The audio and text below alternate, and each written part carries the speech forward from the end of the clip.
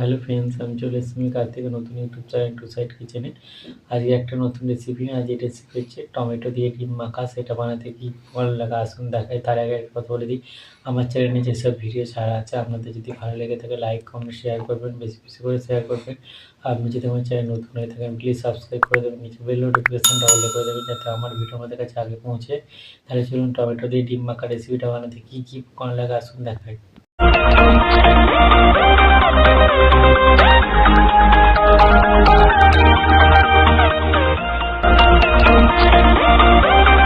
চলুন তাহলে ডিম টমেটো মাখা রেসিপিটা বানাতে কী কী উপকরণ লাগে আসুন দেখিয়ে দিই। তার আগে একটা কথা বলে দিই, ভিডিওটা প্রথম থেকে শেষ করে দেখার অনুরোধ রইল। তাহলে চলুন রেসিপিটা শুরু করি।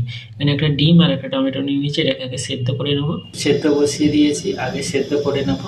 হালকা সেদ্ধ হয়ে গেছে, নামিয়ে নেবো।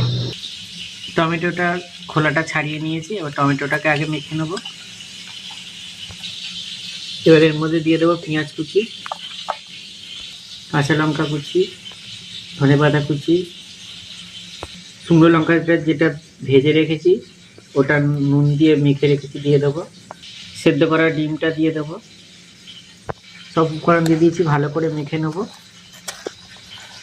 অল্প একটু নুন দিয়ে দেবো, একটু সর্ষের তেল দিয়ে দেবো,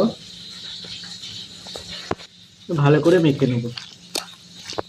দেখুন আমার টমেটো দিয়ে ডিম মাখা রেসিপিটা হয়ে গেছে। এই রেসিপিটা যদি আপনাদের ভালো লেগে থাকে লাইক কমেন্ট শেয়ার করবেন, বেশি বেশি করে শেয়ার করবেন, আর প্লিজ সাবস্ক্রাইব করে দেবেন, পাশে থাকবেন। চলুন তাহলে দেখা হচ্ছে নেক্সট ভিডিওতে।